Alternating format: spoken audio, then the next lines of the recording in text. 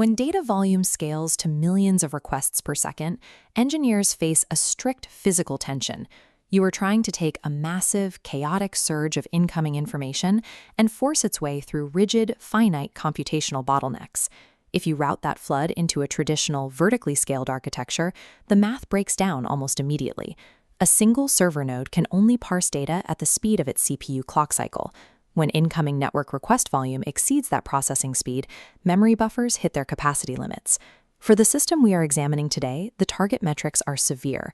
It must successfully ingest and process over 100,000 independent events per second, and it must maintain a total round-trip latency budget of under 50 milliseconds. If you direct that specific load against a standard REST API tied to a monolithic database, you hit predictable failure states. Connection threads become completely exhausted. The system begins dropping network packets at the interface card, and the state of the client applications permanently desynchronizes from the server. Surviving this load is a problem that cannot be solved by purchasing faster hardware. It requires abandoning vertical scaling entirely in favor of an architecture built on extreme decoupling and asynchronous routing. This diagram shows the macro-level architecture designed to solve that problem. It is a distributed network composed of numerous interconnected subsystems, each handling a highly specific portion of the processing load. The physical boundaries of this journey are defined by 2 points: the entry gateway cluster on the left, where external traffic first makes contact, and the primary database cluster on the right, where the final state is committed to disk. To understand exactly how this system maintains its target metrics under load, we must isolate a single discrete data token and trace its critical path, step by step, through these execution layers. The efficiency of this architecture relies on a specific set of rules. The system succeeds based entirely on how state transitions are handed off between these isolated components. Our data token begins its journey at the system perimeter, making contact via a high-throughput gRPC protocol.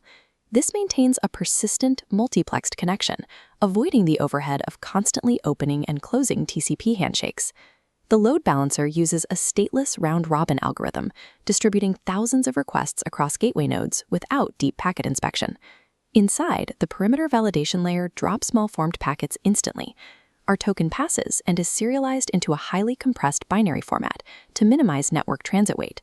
At this exact moment, the system experiences a massive, unpredictable spike in global traffic. The ingress layer is suddenly accepting more serialized tokens per second than the internal nodes can theoretically process. To prevent memory exhaustion, the system triggers a backpressure mechanism. Downstream components signal the edge gateways to temporarily buffer incoming requests or dynamically limit the connection rate, slowing the intake valve before internal buffers overflow.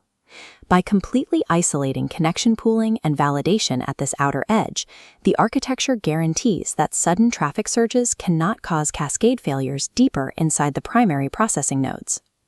At the message broker cluster, the broker reads the token's routing key, running a hashing function to slot it sequentially into an exact partition. It writes to an immutable log. An offset index counter advances, definitively recording it safely stored, even without available compute nodes. Instead of the broker forcing data downstream, internal compute nodes operate in consumer groups. Instead of forcing data downstream, compute nodes operate in consumer groups. They independently pull tokens from broker partitions at their maximum processing speed. This asynchronous handoff is the most critical boundary in the architecture. Decoupling ingestion from computation is the exact mechanism that prevents slow, heavy database writes from blocking fast, lightweight user inputs. A stateless compute node eventually pulls the broker, claiming our token and pulling it from the partition for actual processing. This chart compares the latency of memory architectures. To maintain the system's velocity, this compute node holds and processes our token entirely in RAM, executing operations in microseconds rather than incurring the heavy millisecond penalty of traditional disk I/O operations. Inside the node, the system reads raw data, combining it with cached metadata from an in-memory store to form a rich data structure. Simultaneously, the node manages thousands of tokens using a non-blocking, event-driven threading model across parallel threads without locking shared memory resources. But we must account for failure. If this specific hardware experiences a catastrophic power loss while actively holding our token in RAM, the token vanishes. Because the compute node never sent an acknowledgement back to the message broker, the broker's timeout window eventually expires. The broker simply makes the token available again, allowing a healthy secondary compute node to pull it and retry the exact same operation. Our second compute node successfully completes the transformation and dispatches the enriched token toward the final storage layer. The compute core achieves its extreme velocity precisely because it stores no local state. The nodes are designed to be completely disposable, allowing the system to scale them up or kill them off dynamically in response to load. The token arrives at the primary storage node. Relying on eventual consistency, the database instantly signals a successful write upon entering memory, before securing on disk. Meanwhile, a consensus protocol propagates the state to replicas, achieving permanent durability only when a mathematical quorum confirms receipt. If a network partition causes two separate compute nodes to modify the exact same user record simultaneously, the database relies on version vectors, rejecting the older timestamp and applying the most recent state. The architecture of this database layer enforces a strict mathematical reality.